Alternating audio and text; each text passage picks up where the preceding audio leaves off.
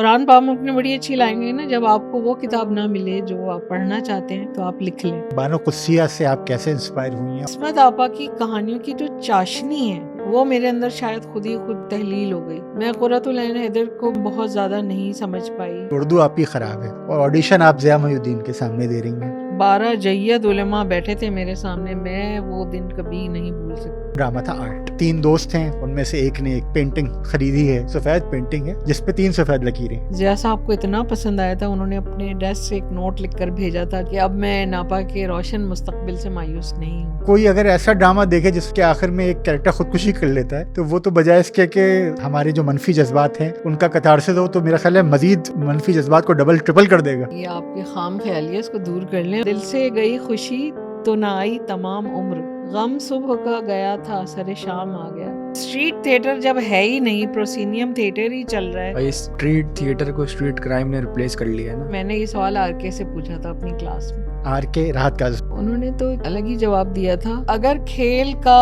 اختتام پہلے سے طے شدہ ہو تو کھیل لکھا نہیں جا سکتا. ٹی وی ڈرامے جتنے دیکھ لیں آپ مقافات عمل پہ ختم ہو جاتے ہیں. تھیٹر کا ٹکٹ ہر ایک فری مانگے گا، لوگ اور بھی مفت خور ہوتے ہی چلے جا رہے ہیں. السلام علیکم. اوٹیس ایڈسنس کی آج ایک اور پوڈ کاسٹ میں ایک بہت دلچسپ شخصیت ہمارے ساتھ موجود ہیں جو لکھاری بھی ہیں، اداکار بھی ہیں، ڈائریکٹر بھی ہیں اور معلمہ بھی ہیں. میں بات کر رہا ہوں سمینہ نذیر صاحبہ کی. سمینہ صاحبہ کی 3 کتابیں آ چکی ہیں، 2 افسانوں کے مجموعے ہیں اردو میں. سب سے پہلا مجموعہ کلو کے نام سے کچھ سال پہلے آیا اور بہت اس کو پذیرائی ملی. اس کے بعد کووڈ کے زمانے میں انہوں نے ایک ناول لکھا سیاہ ہیرے اور اس کو بھی بہت پذیرائی ہوئی، اور پھر اس کے بعد ان کا افسانوں کا دوسرا مجموعہ جادو بھیا ہے. تو فکشن سے جو لوگ شغف رکھتے ہیں وہ سمینہ صاحبہ کو اس حوالے سے جانتے ہیں. جو لوگ ٹی وی ڈرامے دیکھتے ہیں انہوں نے یقیناً آپ کو بہت سارے ڈراموں میں دیکھا ہوگا. ابھی بات کر رہے تھے ہم لوگ آف شوٹ شروع ہونے سے پہلے کہ ڈنک میں ان کا ایک وکیل کا کردار، یا ببن خالہ کی بیٹیاں غالباً ڈرامہ اور دیگر ڈرامے. اور وہ بہت چند لوگ، خوش قسمتی سے کہ چند لوگ ہی صحیح، جو تھیٹر سے دلچسپی رکھتے ہیں وہ بھی بہت سارے حوالوں سے ان کو جانتے ہیں. تقریباً جب بھی نیپا میں یا آرٹس کونسل میں کوئی تھیٹر فیسٹیول ہوتا ہے تو ان میں ہمیں ان کا لکھا ہوا یا ان کا ڈائریکٹ کیا ہوا ڈرامہ ملتا ہے. بہت سالوں پرانی بات ہے، فرانس کی ایک ڈرامہ نگار ہیں یاسمینہ رضا، ان کا ڈرامہ آرٹ جو ہے وہ ناپا میں سمینہ صاحبہ نے ڈائریکٹ کیا تھا اور اتفاق سے مجھے وہ دیکھنے کا موقع ملا تھا. اس پہ بھی ہم بات کریں گے. اور اس کے بعد پھر لیڈیز ٹیلر ہے اور شب بخیر ماں ہے اور دیگر ڈرامے. اس کے علاوہ یوٹیوب پہ آپ کو ان کی کچھ اسکٹس بھی آپ کو یا چھوٹے چھوٹے سینز آپ کو ملیں گے. آنٹی کون سی آنٹی ہیں آپ؟ نجمہ آنٹی، عظمیٰ سبین کے چینل پہ. تو میرے ساتھ شریک میزبان جو ہیں وہ کونین عباس ہیں. تو کونین آپ پہلے کچھ فکشن پہ بات کریں اور پھر تھیٹر پہ میں کوشش کروں گا کہ کچھ بات کو آگے بھائی بڑھاؤں. چند گزارشات ہیں. یہ جادو بھیا جب میں نے دیکھا، بالخصوص جادو بھیا اور یہ کلو اور آپ کے افسانے کی جو ایک کونوٹیشنز ہیں اور تھیمز ہیں، ایک ہوتی ہے ادب میں ڈارکنیس.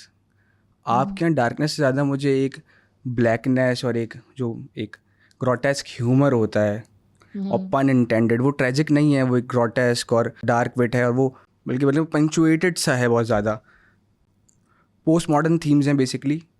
تو کس طرح آپ نے اس کو جیسے کلٹیویٹ کیا؟ میں نے اتنا سوچ کے اور اتنے خانوں میں ڈال کے تو نہیں کیا. ایک کہانی کار ہوں، سٹوری ٹیلر ہوں، اور شاید لکھتے لکھتے کچھ میرا انداز ہی ویسا بن گیا. جیسے ہم لوگ حیدرآبادی ہیں تو ہمارے یہاں طنزیہ بہت گفتگو کی جاتی ہے، ہم عادی ہیں اس کے. جیسے کہ امی میری اٹھایا کرتی تھی مجھے، تو یہ اٹھو فرادیبا، فرادیبا جو ایران کی ملکہ تھی، تو وہ مجھے، یا رانی آ گئے، اس طرح سے ہمارے یہاں نا عام طور سے حیدرآباد میں، شاید وہ میرے اندر بھی آ گیا تو میں تو اس کو جھٹلاتی ہوں. پھر ڈارک کامیڈی کی تعریف تو یہی ہے نا کہ جس سچویشن پر ہمیں رونا آئے اس پر ہم جب ہنس دیتے ہیں تو آپ کی وہ ایک طرح سے ڈارک ہیومر بن جاتا ہے. تو وہ چاہتے ہوئے نہ چاہتے ہوئے وہ میرا تھوڑا سا سگنیچر بن گیا, اور جان بوجھ کر بائی گاڈ میں نے کچھ نہیں لکھا ایسا. صحیح. اچھا اب مجھے یہ نہیں پتا کہ اس میں آپ کو لطف آیا یا نہیں, لطف آیا خاصا, مطلب ان دا سینس کہ یہ اس میں جو ہے ایک انوویشن سی ہے, اوریجنیلٹی تو ہے, لیکن کرافٹ میں مجھے تھوڑا سا لیبرڈ سا لگا. مطلب کوئی تنقید نہیں ہے, اس کے پیرالل بھی کچھ ہونا چاہیے نا, جیسے سیکجولیٹی کی تھیمز ہیں, تو مجھے بہت زیادہ سے لگا کہ obsession ہے ٹو اس خاص تھیم سے. نہیں آبسیشن بالکل نہیں ہے. یوں کہہ لیں کہ دراصل میں اتنی پراپر اردو لٹریچر کی کوئی نہ کبھی طالبہ رہی, نہ میرا بہت زیادہ اٹھنا بیٹھا تھا, میری ڈگری کسی اور چیز میں, لیکن پڑھتی میں ہمیشہ سے رہی ہوں. مطلب عصمت سے لے کے تو آخری میں نے شاید بانو قدسیہ وغیرہ کو پڑھا, راجہ گدھ تک پڑھا, پھر میں باہر چلی گئی تھی. وہاں مجھے بالکل اردو کی کوئی کتابیں نہیں ملتی تھیں. ہندوستان سے دوست لاتے تھے تو وہ بھی کوئی گلزار کی لے آیا, کوئی کچھ, میں کٹ گئی تھی. تو میں جب پاکستان لوٹی ہوں 2010 میں تھیٹر کرنے کے لیے, تو میں بھاگتی ہوئی لبرٹی اور یہاں وہاں گئی, تو مجھے کچھ بھی نہیں ملا. سچ بتاؤں, یہ میری بڑی مایوسی تھی. مجھے لگتا تھا کہ میں نہیں تھی 18 سال تو پیچھے بہت کچھ لکھا گیا ہوگا. تو اران پامک نے بڑی اچھی لائن کہی نا, جب آپ کو وہ کتاب نہ ملے جو آپ پڑھنا چاہتے ہیں تو آپ لکھ لیں. انڈائریکٹلی شاید ایسا ہوا ہو. تو جب میں نے لکھنا شروع کیا تو ظاہر ہے اب میں اتنی دنیا دیکھ آئی تھی, تو وہ کلیشیڈ موضوعات پر تو میں نہیں لکھ سکتی تھی کہ ایک حسین سے لڑکے کا انتظار ہے, یا شادی جو ہے زندگی کی آخری تمنا ہے وغیرہ وغیرہ, وہ تو میں لکھ ہی نہیں سکتی تھی. جیسی میں بن گئی تھی ویسی میری سوچ تھی. اور پھر اگر آپ دیکھیں ویسے تو کوئر تحریک جو ہے, LGBT تحریک تو بہت پرانی ہے, لیکن وہ میرے لیے ایک تھوڑا سا نیا فنومینا تھا. تو خود بخود اور آس پاس کی بھی جو کہانیاں تھیں, اگر آپ ویب سیریز پہ جائیں یا دوسرے شوز دیکھیں تو ان میں بھی بات ہونا شروع ہو گئی تھی. تو شاید بیک آف مائنڈ میرے کہیں تھا, تو تابو توڑنے ہی تھے مجھے, تو اس لیے وہ کچھ موضوعات آ گئے, ورنہ جان بوجھ کر یا obsessed میں بالکل بھی نہیں. ہاں میں نہیں کوئر تھیوری کی طرف ہی آ رہا تھا. وہ مجھے جیسے لگا کہ بہت زیادہ انسپائرڈ تو نہیں, لیکن جیسے ایک زائڈ گائس سی ہوتی ہے, اسپرٹ آف دی ایج ہوتی ہے, آپ اسے جو ہے کہیں نہ کہیں کانشیسلی برت رہے ہوتے ہیں. تو وہ مجھے محسوس ہوا کوئر تھیوریز پہ. آپ کا اپنا کیا پرسپیکٹیو ہے اپارٹ فرام لٹریچر؟ وہ تو آپ لکھ رہیں گے نا, وہ تو پیراڈاکسیکل ہے, اور دیٹ از مطلب وہ لکھنے کے بعد ایک آبجیکٹیو کس پر, کوئرس پہ آپ کہہ رہے ہیں؟ ہاں اس پہ چلے, یہ اچھا ہی سوال ہو گیا. میری پہلی کہانی تھی رجو, اور دوسری ہے کلو. رجو میں نے لکھی تھی, ایک کیف غزنوی ہیں, انہوں نے بنوٹ فیسٹیول کیا تھا اور کہا تھا کہ بہت اوریجنل کوئی چیز چاہیے اور نوٹی چاہیے. میں نے کہا یا اللہ میں کہاں نوٹی شوٹی لکھوں گی, لیکن میں نے وہ لکھ دی, سنائی. میسم, فواد, نزول حسن, ہم سب بیٹھے تھے, 25-40 لوگ ہوں گے, خالد احمد بھی تھے, اور سب کو بہت پسند آئی. وہاں سے میری تھوڑی سی ہمت افزائی ہوئی. میں نے کہا چل بھائی میں تو لکھ سکتی ہوں, کیونکہ ڈاکٹر انور سجاد صاحب سے ظاہر ہے پڑھا ہے, کوئی چھوٹی بات تو نہیں ہے. لیکن میری اس وقت تک نظر صرف تھیٹر لکھنے پہ تھی, فکشن پہ نہیں تھی. چلے اس کے بعد میں نے کلو لکھی. کلو بھی جو میں نے کہا نا, بیک آف مائنڈ میرے جو بھی تھا انکانشیسلی میں لکھ گئی. تو وہ کہانی مجھے لے گئی لمس کی کوئر کانفرنس میں 3 روزہ. یہ بات میں بتا رہی ہوں 2019 کی, شاید 18-19 کی. تو کوئر کانفرنس میں مجھے یہ کہانی پڑھنے کے لیے بلایا گیا. تو یقین مانے وہاں جانے تک میرا خیال جو تھے نا, میرا ذاتی خیال کچھ مختلف تھا, لیکن ان سب سے ملنے کے بعد وہ مجھے اتنے اچھے لوگ لگے. مطلب دے ہیو دیئر پوائنٹ, جو بھی جیسے بھی ہیں, اور ان کو سپورٹ کرنا تو میں نہیں کہوں گی, لیکن برداشت کرنا مجھے آ گیا اس کے بعد سے. چونکہ آپ اس سے پہلے بہت سارے انٹرویوز میں جا چکی ہیں, اس لیے ہم نے اس کو چھیڑنا مناسب نہیں سمجھا. گنی اور افریقہ اور وہ لوگ میرا خیال ہے جو آپ کو جانتے ہیں وہ آپ اس بات سے واقف ہیں کہ آپ نے 10 سال آپ افریقہ میں, گنی میں 18 سال, 10 سال تو لگاتار رہیں, اور پھر آن اینڈ آف. پھر تو اور پھر آپ کا جو ناول ہے سیاہ ہیرے, وہ اس میں بہت افریقہ کے جو آپ کے تجربات ہیں وہ بہت اس میں آپ نے شامل کیے. تھیٹر کے لیے آپ آتی ہیں 2010 میں. آپ کو پتہ چلتا ہے کہ کراچی میں ایک ادارہ کھلا ہے. کھل تو وہ پہلے چکا تھا, لیکن آپ کو شاید اس وقت آپ کے علم میں آتی ہے بات, اور اس میں ضیاء محی الدین اور طلعت حسین اور راحت کاظمی اور ڈاکٹر انور سجاد وغیرہ وغیرہ بڑے بڑے نام, اور وہ آپ کو کھینچ لاتی ہے یہاں پہ.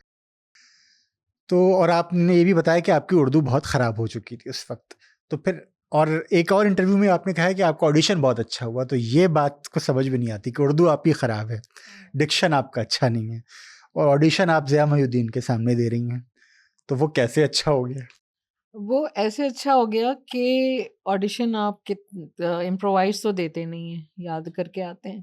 تو میرے پاس ایک پیس انہوں نے خود دیا تھا اور ایک میں نے خود لکھا تھا، تو اس لحاظ سے میں اتنی بھی بری نہیں تھی. اچھا تو وہ اچھا ہو گیا. لیکن مین چیز یہ دیکھی جاتی ہے، دیکھیے اردو پر، ڈکشن پر، وائس پر تو وہ لوگ کام کریں گے.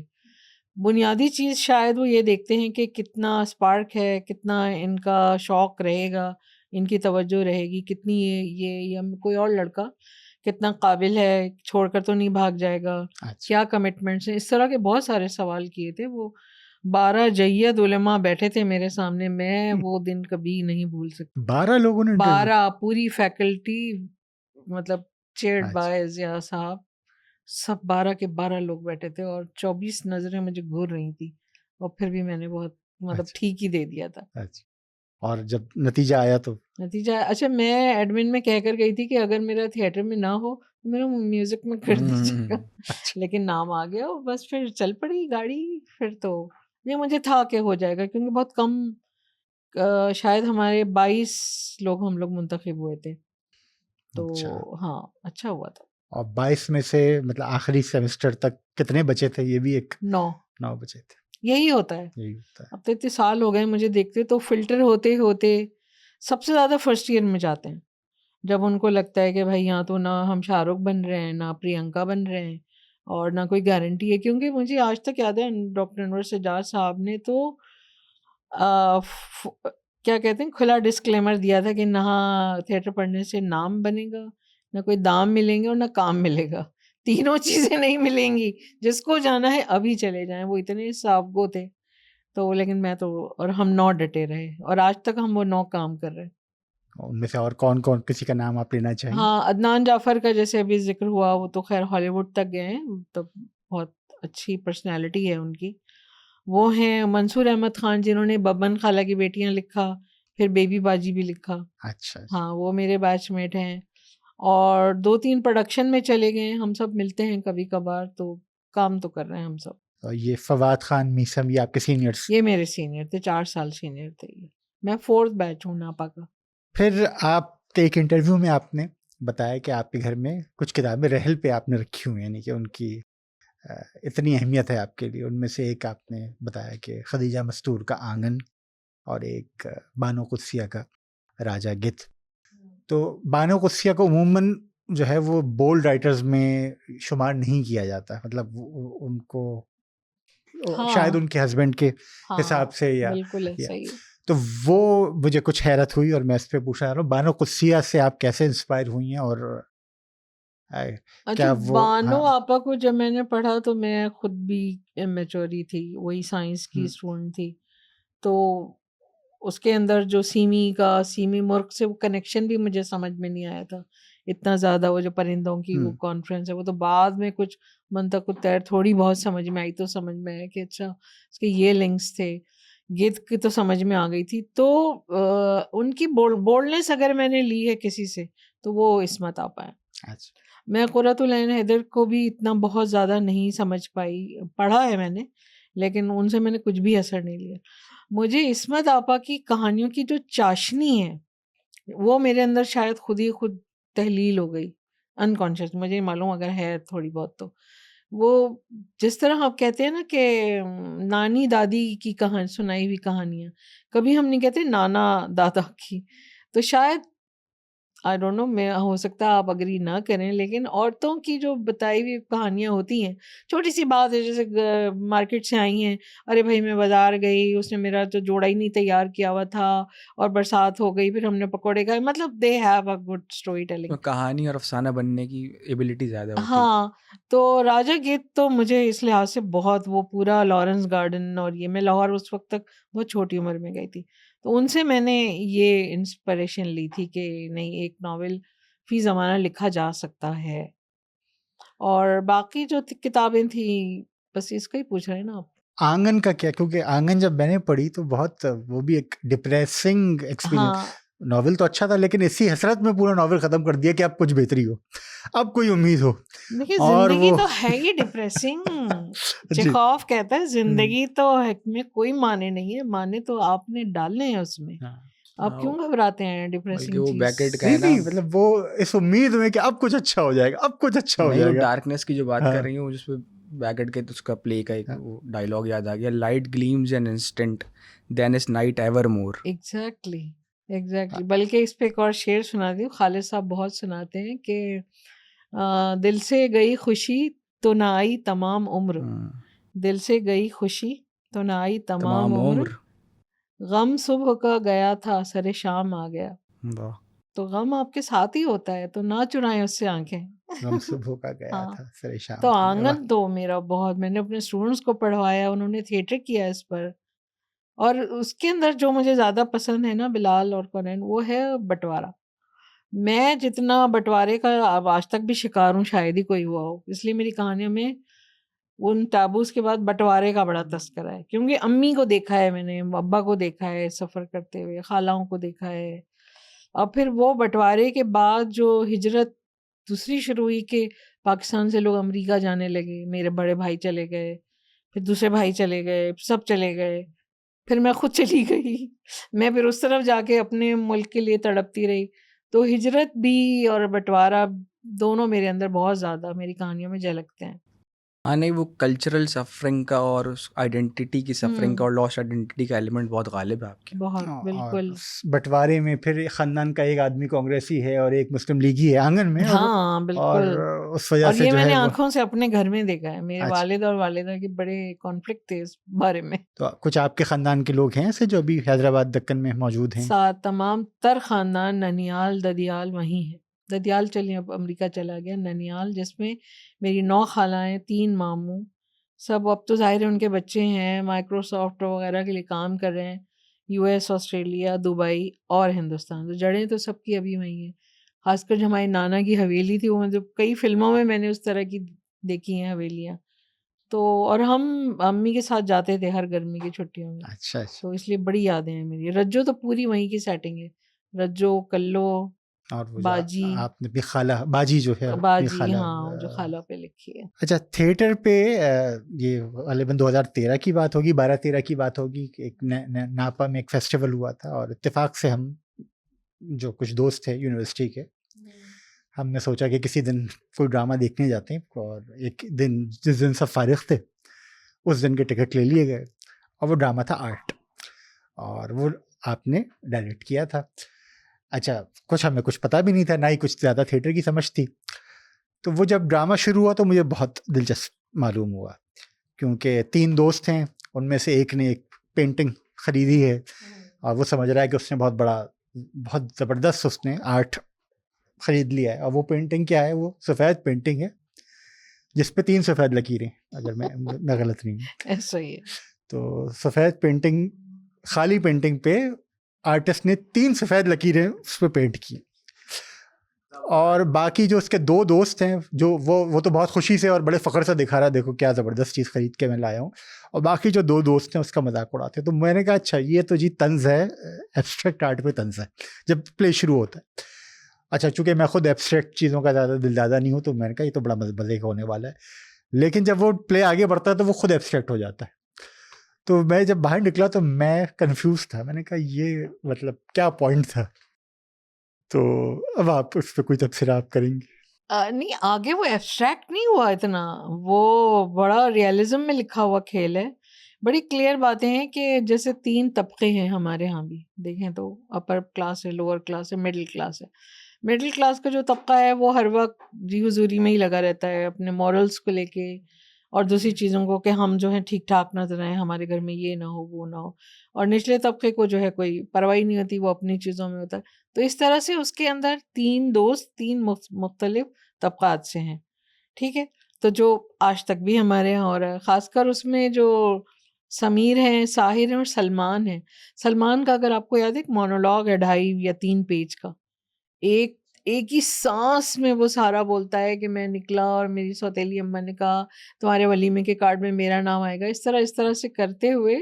تو وہ کھیل اتنا کوئی دلچسپ ہے بلال کہ وہ ناپا میں کھیل کر کے شاید 15 سال ہو رہے ہیں. اچھا ہر سال وہ کھیل ہوتا ہے، کوئی نہ کوئی اسٹوڈنٹ اس کو اٹھاتا ہے، اور کلاس پرفارمنس ہو یا فیسٹیول میں ہو. تو وہ اس کا انتخاب کیسے ہوا؟ یہ ناپا ہاں میں پڑھائے جاتے ہیں کنٹمپریری جو ابھی، ہاں چونکہ رائٹر ہاں بھی فرانس کی ہیں. جی ناپا میں تو باضابطہ، مطلب اگر کسی سال ہم جو ہے سنسکرت پلیس پڑھاتے ہیں یا گریک پڑھاتے ہیں، اس طرح ہر ٹرمسٹر میں بدلتا جاتا ہے، ماڈرن، پوسٹ ماڈرن، اس طرح سے کنٹمپریری. تو یہ پہلا فیسٹیول تھا 2012 کا، ٹھیک ہے نا، زین صاحب نے کروایا تھا. تو فواد میرے اس وقت ضیاء صاحب نے مجھ سے تراجم کرانے شروع کر دیے تھے. اچھا میں نے 3-4 پلیس کیے تھے، ہارٹ ڈیزائر ہوٹل اور پتہ نہیں ڈیئر ڈپارٹیڈ، اس طرح کے کھیل کیے تھے. اور میں ترجموں کی قائل نہیں ہوں، آج تک بھی نہیں ہوں. مجھے لگتا ہے کہ آپ زبان سے زبان میں ترجمہ بہت ہی کڑک جسے کہتے ہیں نا، اور سخت اور ثقیل ہوتا ہے، کنوے نہیں ہوتی بات. میں ہمیشہ اڈیپٹیشن کی قائل ہوں. تو جب یہ آرٹ میرے پاس فواد لے کر آئے تھے، فواد بہت زیادہ پڑھتے تھے کھیل، اور ظاہر ہے ہمارے سینئر تھے، ہماری نئی دوستی شروع ہوئی تھی. اب تو خیر بہت قرابت داری ہے ان سے، چچا کہتی ہوں میں انہیں پیار سے. تو چچا یہ کھیل لے کر آئے اور کہنے لگے سمیرہ میرے پاس تو وقت نہیں ہے، آپ جلدی سے اس کو ٹرانسلیٹ کر لیں. اور وہ خود ادھر سے نکل گئے. فیسٹیول آ رہا تھا تو میں نے اس کا اڈیپٹیشن پاکستان کے لحاظ سے کر لیا. میں نے اس وقت تک نہیں سوچا تھا کہ میں اس کو ڈائریکٹ کروں گی، میرا تھا کہ فواد خود کریں گے. تو فواد نے اپنا ایک اوریجنل کھیل لکھ لیا تھا، اس رات کی صبح نہیں ایسے کچھ تھا بہت مزے کا تھا جوش کو لے کے. تو وہ ایک ڈائریکٹر ایک ہی کھیل کر سکتا تھا، تو اس طرح سے مجھے خود ڈائریکٹ کرنا پڑا. یہ تو پھر جو میں میدان میں اتری ہوں تو وہ میدان چھوٹ ہی نہیں رہا، اب نہیں چھوٹتا. صحیح. اچھا فواد، یہ بھی تھوڑا سا پتہ نہیں وضاحت کرنی چاہیے یا نہیں کرنی چاہیے، لیکن چونکہ بیشتر لوگ تھیٹر سے واقف نہیں ہیں، فواد خان فلم والے نہیں، تھیٹر کے ایک بہت معتبر نام ہے کراچی ہم تو کے. پہلے والے کو ہی جانتے ہیں. بھائی ان کا نام ہے فواد افضل خان. چلیں یہ نہیں، میں نے ایسا کہا کر لیں، ہاں اچھا ہمارے مزے والے کی بات یہ ہے فواد کہ خان ابھی ہے. ایک ڈرامے میں دونوں ساتھ بھی آ گئے تھے، وہ الگ ہاں بات ہے، بہت کنٹروورسی ہوئی اس ڈرامے کی، ہم اس پہ نہیں جا رہے. تو وہ اس میں پھر عدنان جعفر تھے اور فواد خان تھے، اور یہی منصور تھے جنہوں نے بیبی باجی لکھی. اچھا میں چونکہ بہت پرانی بات ہے، مجھے صرف عدنان جعفر یاد ہے کیونکہ وہ شخصیت ان کی تھوڑی سی لمبے چوڑے اور مجھے یاد ہے میں ایز اے ڈائریکٹر اسٹیج پہ گئی بھی نہیں تھی. میں نے کہا تو اتنے بھنڈ ہوئے ڈانٹ پڑے گی، تو میں گئی بھی نہیں تھی سامنے. اچھا تو یہ پہلا آپ کا ڈائریکشن تھی یہ جو پہلی ڈائریکشن تھی، اور یہ اس طرح سے بھی ہم نے ریکارڈ بنایا ہے کہ ضیاء صاحب کو اتنا پسند آیا تھا، انہوں نے اپنے ڈیسک سے ایک نوٹ لکھ کر بھیجا تھا جو مجھے آج بھی میرے پاس ہے، کہ اب میں ناپا کے روشن مستقبل سے مایوس نہیں ہوں، مجھے پتہ ہے کہ ناپا دور تک جائے گا، یہ لکھا تھا. اور ریپیٹری نے یہ پلے ہم سے خریدا، اور جب ہمارا یہ والا آڈیٹوریم نہیں بنا تھا ناپا کا، تو آرٹس کونسل میں یہ کھیلا گیا تھا 12 دن تک. یاد ہے آپ کو 12 شوز ہوتے تھے اس ویکینڈ سے اس ویکینڈ تک پورے روزانہ. تو یہ پہلا کھیل تھا جو ناپا نے ریپیٹری کے لیے آؤٹ سورس کیا تھا. اچھا آرٹس کونسل کا بھی تذکرہ آیا، آپ چونکہ ناپا سے آپ نے پڑھا ہے، مطلب آپ وہاں کی ایلومنائی میں سے آپ شامل ہیں، آج کل آپ دونوں جگہ پڑھا رہی ہیں، تو ان دونوں اداروں میں کیا کمپٹیشن ہے، کیا ایک رقابت ہے، یا دونوں انڈیپینڈنٹلی ایک دوسرے سے بے نیاز ہیں، کس طرح کا ایک، کیونکہ ابھی کسی ایک تقریب میں جو ہے وہ انور مقصود صاحب نے ایک فقرہ چسپ کر دیا تھا کہ کہ ناپا اور آرٹس کونسل ویسے تو آمنے سامنے، مگر ان کے درمیان آبنائے ہرمز صحیح کہا، بالکل تو صحیح اب کہا. اس سے مجھے لگا کہ کیا بیچ میں کوئی مطلب کوئی رقابت ہے یا نہیں، ایسا کچھ بھی نہیں ہے. کیونکہ ابھی دونوں نے فیسٹیول بھی ایک ہی تاریخوں میں رکھ دیے تھے مئی میں. ہاں نہیں، وہ بھی ایک حسن اتفاق ہے. اچھا ایسا تو نہیں ہے کہ انہوں نے کیا تو انہوں نے کہا ہم بھی اسے تاریخ کو رکھیں گے؟ نہیں. اچھا لیکن دونوں آپس میں رلے ملے بھی ہیں، کیونکہ فیکلٹی یہاں بھی پڑھاتی ہے، ہم تو وزٹنگ فیکلٹی ہے، ہم باؤنڈ نہیں ہیں کہ ہم یہاں پڑھائیں یہاں نہ پڑھائیں. تو اکثر لوگ یہاں سے وہاں نظر الحسن یہاں بھی ہیں وہاں بھی ہیں. ورک شاپ میں اسٹوڈنٹس نے تو کوئی باؤنڈری نہیں رکھی، وہ جب چاہے ادھر آ جاتے ہیں، ہماری ورک شاپ لے لیتے ہیں، ہمارے کھیل دیکھتے ہیں فری آف تو ایسا کچھ بھی نہیں اچھا ہے. مطلب دونوں اب ادارے upper level- فیاض ہیں, مطلب جی اپنے جی قطر نہیں لگاتے اپنے کوئی اسٹوڈنٹس نہیں, پہ. بالکل نہیں. انفیکٹ اچھا ابھی جب بازلا آئی ہیں, بازلا نے جو ابھی یہ جو فیسٹیول تھا جی تو انہوں نے خود میسج بھیجے ہمارے والوں کو, اسٹوڈنٹس کو, کہ آپ لوگ آئیں, آپ سے کوئی ٹکٹ نہیں لیا جائے گا, آ کر دیکھیں کھیل. تو ایسا کچھ نہیں ہے. اچھا. پھر ایک ابھی کچھ سالوں پہلے 2-3 سال پہلے ایک اور آپ کا پلے آیا جو میں نے شاید جان بوجھ کر نہیں دیکھا. تو وہ پلے آرٹس کونسل کا ایک تھیٹر فیسٹیول ہوتا ہے جو کہ اب ورلڈ فیسٹیول میں تبدیل ہو گیا ہے. پہلے تو وہ تھیٹر فیسٹیول تھا, اب اس کا نام ہے ورلڈ کلچر فیسٹیول. اس میں بہت سارے کھیل ہوتے ہیں. تو اس میں ہم ہر کھیل تو نہیں دیکھ سکتے, تو کچھ کھیل میں نے دیکھے اور کچھ میں نے نہیں دیکھے. ان میں سے کچھ دانستہ طور پر نہیں دیکھے اور کچھ ٹائم نہیں ہے اور بہت ساری وجوہات ہوتی ہیں کہ آپ نہیں جا سکتے. تو ایک کھیل جو میں نے شاید دانستہ طور پر نہیں دیکھا وہ تھا شب بخیر ماں, جو آپ نے ڈائریکٹ کیا تھا. اور شاید اس کی وجہ یہ تھی کہ ان دنوں میں کیا کہتے ہیں, موڈ میرا شاید اچھا نہیں تھا تھوڑا سا. کبھی کبھی انسان جو ہے وہ بہت اپنے جوان نہیں ہوتا, اپنے اندر بہت ایک آزردگی ہوتی ہے. تو جب اس کی سٹوری میں نے گوگل پہ سرچ کی ہوئی, مجھے پتہ چلا کہ یہ اڈیپٹیشن ہے ایک مارشا کیا نام ہے, مارشا نورمن کے پلے نائٹ مدر کی. اس میں نے کہا کہ 2 کیریکٹرز ہیں اور اس کا اختتام یہ ہوتا ہے کہ ان میں سے ایک کیریکٹر خودکشی کر لیتا ہے. تو میں نے کہا کہ بھائی بچو, اس میں تو اس میں شامل ہے وہ, جی پھر آ گیا وہ کھیل ہاں آپ کا پیچھا کرتا ہو, چل. پڑھ لیجیے گا. تو میں آپ سے یہ پوچھنا چاہ رہا ہوں کہ کیوں, مطلب یہ پلے, اور وہیں سے جو ایرسٹوٹل کی تھیوری ہے کہ ڈرامہ یا خاص طور پہ ٹریجڈی کیتھارسس کرتی ہے, تو کوئی اگر ایسا ڈرامہ دیکھے جس کے آخر میں ایک کیریکٹر خودکشی کر لیتا ہے, تو وہ تو بجائے اس کے کہ ہمارے جو منفی جذبات ہیں ان کا کیتھارسس ہو, تو میرا خیال ہے مزید منفی جذبات کو ڈبل ٹرپل کر دے گا. نہیں, یہ آپ کی خام خیالی ہے, اس کو دور کر لیں اور آئندہ ایسا کوئی کھیل مس نہ کریں. اچھا کیتھارسس ایک پورے عمل کا نام ہے نا, 2 گھنٹے کا کھیل ہے. جی اگر وہ سوسائڈ کر لیتی ہے تو وہ کتنی دیر کی ہوگی, ناٹ ایون اے منٹ.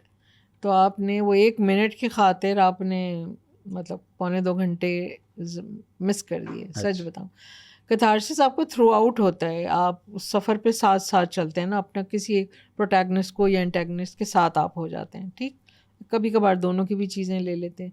تو یہ ایسا کھیل ہے, مطلب میں یہ بھی مجھے فواد نے دیا تھا اور ان کو بھی بہت پسند آیا تھا اس کا اڈیپٹیشن.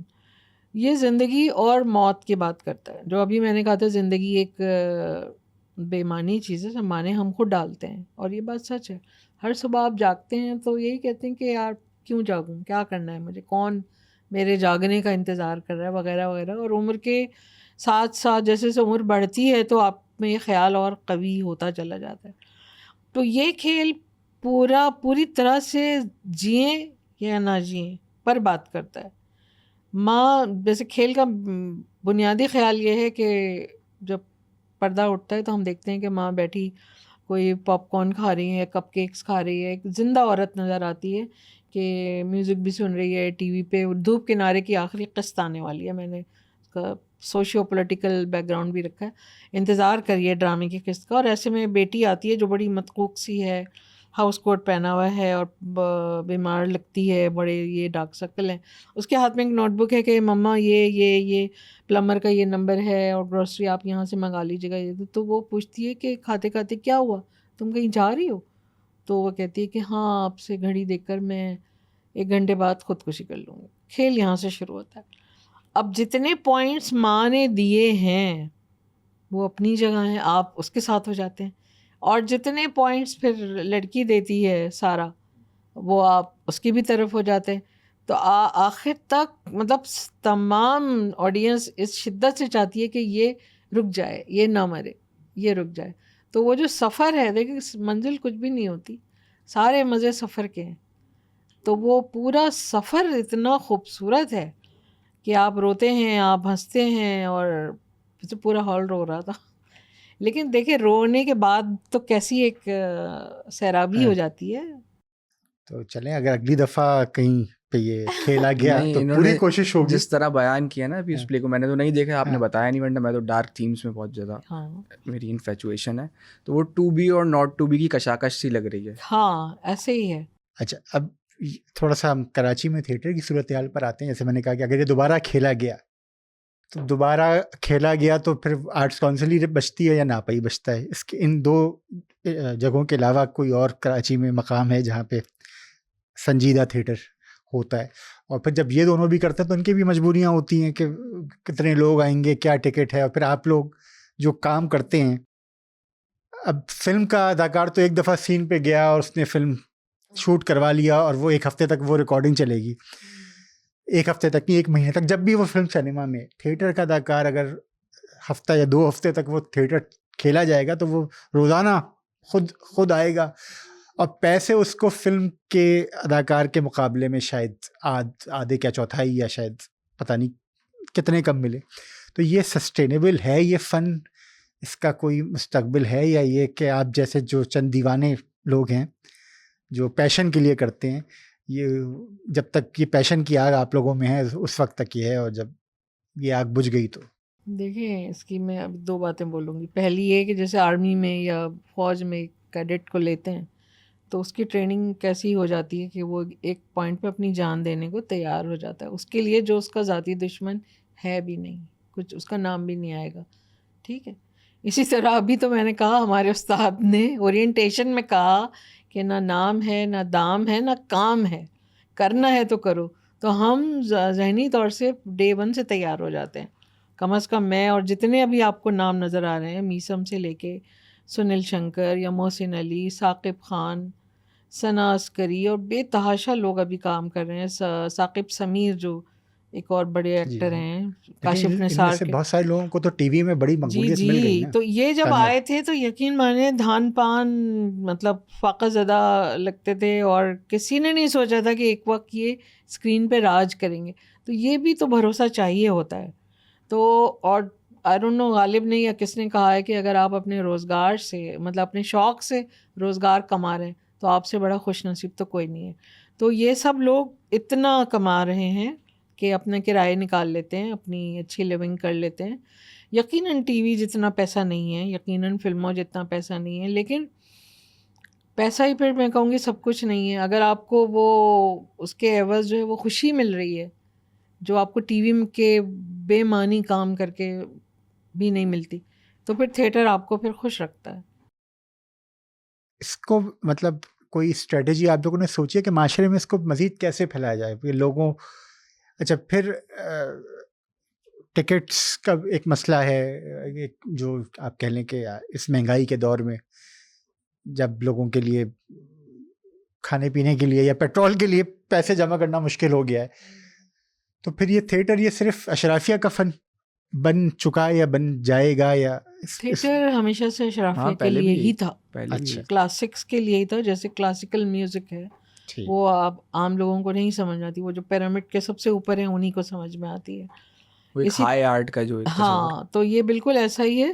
جہاں تک پیسے خرچ کرنے کا تو یہ ابھی میں کل بھی کہہ رہی تھی کہ لوگ کتاب خریدنے کو یا تھیٹر کا ٹکٹ ہر ایک فری مانگے گا. پہلے تو تھیٹر کے یار ہمیں وہ جگاڑ کر دو, ہمیں پاسز دے دو. مطلب آپ 3000 کا برگر کھا لیتے ہیں, کباب جیز بھرے ہوئے ہیں, ٹھیلے بھرے ہوئے ہیں, 2-4 چیزیں کھا لیتے. تو یہ ذرا اس پروگرام کے تھرو میں میسیج دوں گی کہ پلیز ایکٹرس کو بھی جینا ہوتا ہے, ان کو بھی اپنے بل دینے ہوتے ہیں, تو ان کے ٹکٹ خرید لیا کریں. اور کون سا وہ روز کرتے ہیں, 6 مہینے میں, سال میں کسی کا ہوتا ہے. اور تھیٹر ہوتا ہی ظاہر ہے آڈینس کے لیے.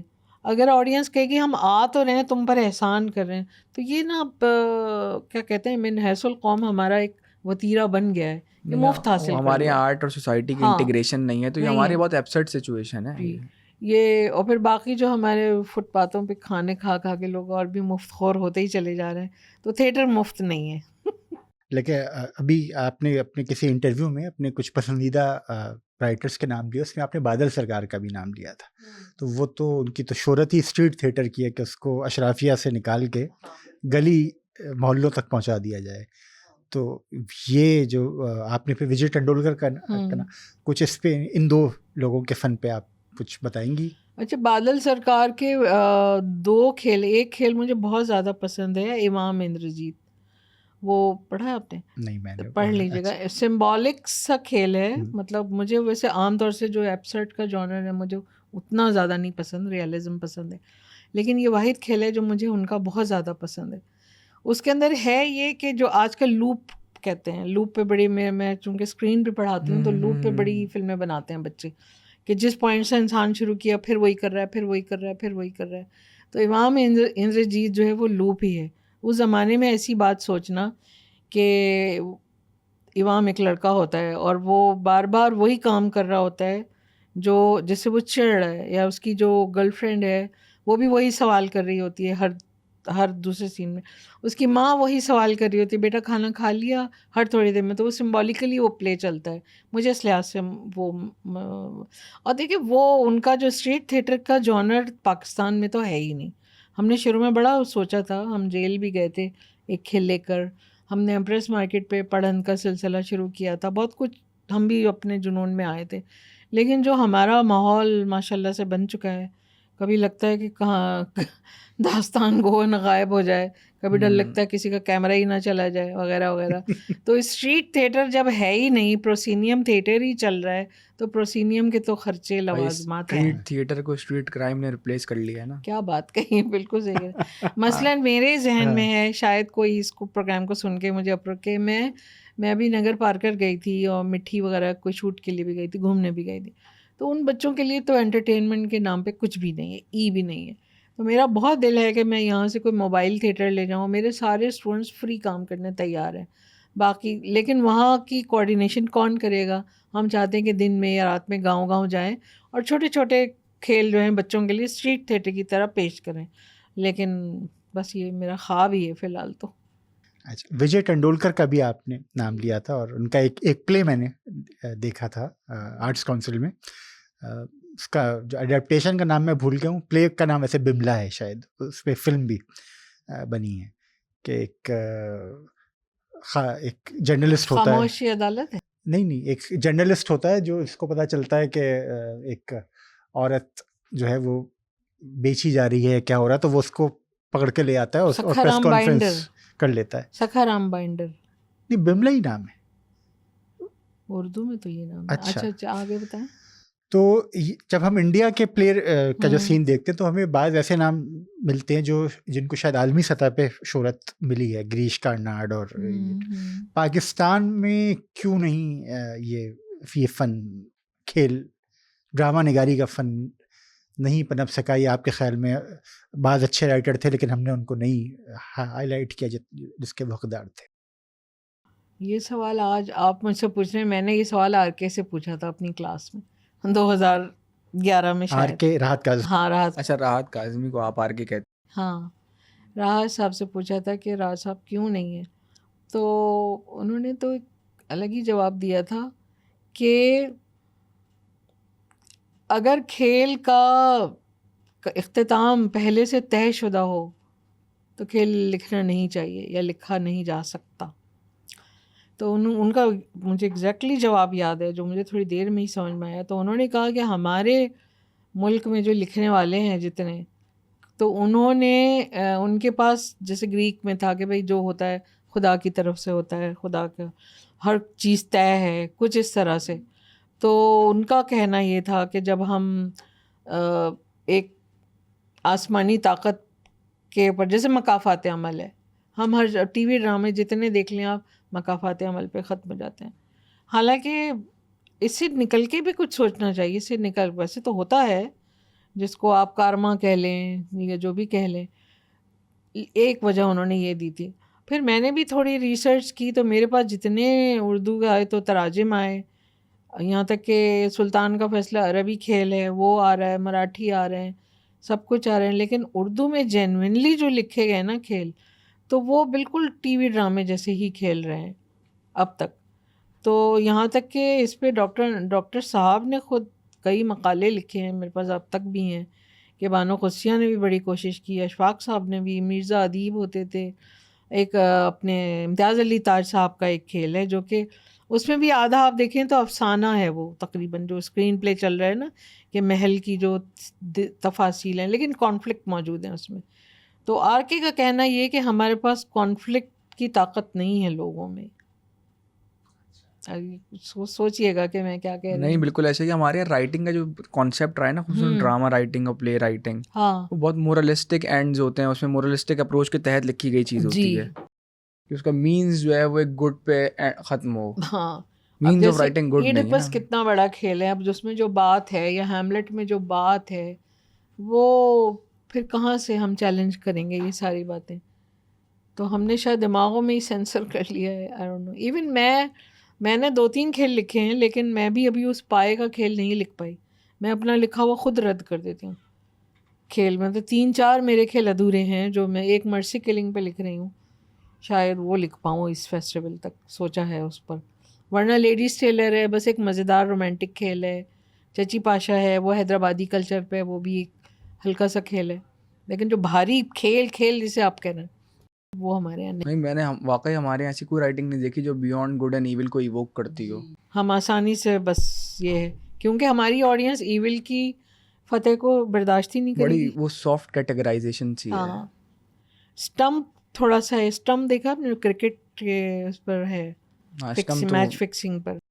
وہ بھی شاید آرٹس کونسل میں پیش ہوا تھا. بیسیکلی نہیں, نیپا میں ہوا تھا. اچھا. عمران کچھ نام ہے جو یو کے میں رہتے ہیں, پاکستانی ہیں, انہوں نے لکھا تھا ایک, وہ مجھے یاد آتا ہے ایک کھیل وہ ہے. پھر فواد نے 1-2 لکھے ہیں, چپ لکھا ہے. ابھی ایک کھیل ہوا تھا ڈریم آف, ابھی آپ نے نہیں دیکھا جو اس فیسٹیول میں سنیل اور فواد نے کیا تھا, ڈریم آف اکاشا. دیکھا تھا ہم نے. نہیں وہ تو میں 1 سال پہلے کی بات نومبر کی بات بتا رہی ہوں, پچھلے سال کی بات کر رہے ہیں. بہرحال ایک آدھ 10 کھیل سے کیا ہوتا ہے, وہ ٹرینڈ نہیں ہے. ہم چونکہ مارٹن کوارٹرز میں بیٹھے ہیں اور سمینہ صاحبہ ابھی بتا رہی تھیں کہ انہوں نے اپنی ایک کہانی جو ہے وہ اس کو مارٹن کوارٹرز کا ایک کردار اس میں موجود ہے. تو ہاں مارٹن کوارٹر سے میری تھوڑی سی یادیں وابستہ ہیں. رضیہ نام ہے غالباً کردار, مس رضیہ. مس رضیہ. میرا اسکول تھوڑا سا فاصلے پہ تھا اور گرین ووڈ اسکول جی, اور 1-2 بیچ میٹس جو تھے وہ میرے یہاں رہتے تھے, تو میں ان سے ملنے کبھی کبھار آتی تھی. تو وہ اسکول ہے ابھی بھی یہاں پر؟ اسکول ہے بالکل ہے. ہاں جی, میں جاتی نہیں, نوسٹالجیا. میں ویسا اسکول دیکھنا چاہتی ہوں جیسا میں نے چھوڑا تھا, ویسا ہے نہیں. اب وہ گرین ووڈ سے بلیک ووڈ ہو گیا ہے. نہیں اتنا بھی نہیں ہوا.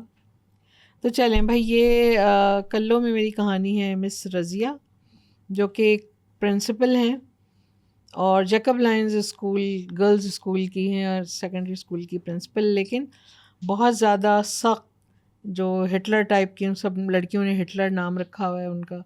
تو ان کی زندگی میں ایک چھوٹا سا کانفلکٹ آ جاتا ہے کہ پی ٹی ٹیچر جو, وہ اب تک شادی نہیں کی انہوں نے, سنگل ہیں. تو پی ٹی ٹیچر کو وہ اسپورٹس ڈے کی تیاریوں کے لیے ہائر کرتی ہیں اور اس کے پاس گھر نہیں ہوتا, تو اپنے گھر پہ پیئنگ گیسٹ بنا لیتی ہیں. تو وہاں سے ان کی بربادی شروع ہوتی ہے. تو وہ تو خیر آپ پورا پڑھیں گے تو پتہ چلے گا. تو اس میں اب تک وہ پی ٹی کر رہی نہیں, کہانی تو میری پھر بہت آگے تک چلی جاتی ہے. رکشا مارٹن کوارٹرز کے علاقے میں داخل ہوا, جو کہ پرانے اور موٹے تنوں والے نیم, بادام, پیپل اور جامن کے گھنے درختوں سے ہرا بھرا ایک متوسط محلہ تھا. حسب معمول مس رضیہ نے رکشا اپنے گھر کے سامنے رکوایا, جس پر صلاح الدین ایم اے کی سیاہ و سفید تختی آویزاں تھی. رکشے والے کو 1.5 روپیہ کرایہ ادا کیا اور اپنی ٹوکری اٹھا چھوٹا پھاٹک کھول باڑ سے گزرتی ہوئی گھر میں داخل ہوئیں. روزانہ گرو مندر سے آتے ہی وہ پرس سے گھر کی چابی نکال کر ہاتھ میں لے لیا کرتی تھیں. 1965 میں صحافی صلاح الدین ڈھاکہ سے کراچی آ گئے تھے. خود بے باک صحافی تھے اور مرے پہ 100 درے بہاری. مشرقی پاکستان میں بنگالیوں, بہاریوں اور مغربی پاکستانیوں کے مابین ایک عجیب سی بارودی اور خونی فضا قائم ہو رہی تھی. ناچار بیوی اور ایک 30 سالہ بیٹی, جو کہ ڈھاکہ کے انگریزی میڈیم اسکول میں پڑھاتی تھی, کو لے کر کراچی میں پناہ گزین اور پھر قیام پذیر ہو گئے. کسی طرح یہ کوارٹر الاٹ کروا لیا, ایک مقامی اخبار سے منسلک ہو گئے, مگر شاید کراچی کے غیر کلچرل ماحول سے دل برداشتہ ہو کر میاں بیوی جلد ہی دونوں اگلے جہانوں کو سدھار گئے. نتیجتاً 4 کمروں, صحن, ورانڈے اور گندی گلی پر مشتمل اس کوارٹر میں رضیہ صلاح الدین تنہا رہ گئیں. رشتہ دار سارے ڈھاکہ, نارائن گنج اور چٹاگانگ میں چھوڑ آئی تھیں. فرفر بنگالی, انگریزی, فرانسیسی اور اردو بولتی تھیں, لیکن بنگالی ہرگز نہ تھیں. آتے ہی گورنمنٹ اسکول میں معقول ملازمت تو مل گئی، مگر معقول بر ان کے لیے نہ جڑ سکا۔ فوراً ہی 65 کی جنگ اور پھر سونے پہ سہاگا 71 کی جنگ ہو گئی۔ پاس پڑوس والے جو پہلے ہی اس گھر سے ہارمونیم طبلے کی آوازیں سن کر ہکا بکا رہتے تھے کہ کیسے باپ بیٹی ہیں، باپ طبلہ بجاتا ہے اور بیٹی ہارمونیم بجا کر نظر الاسلام کے گیت گاتی ہے، وہ بھی بنگلہ میں۔ 71 کی جنگ کے بعد تو انہوں نے رضیہ صلاح الدین پر کفر کا فتویٰ ہی لگا دیا۔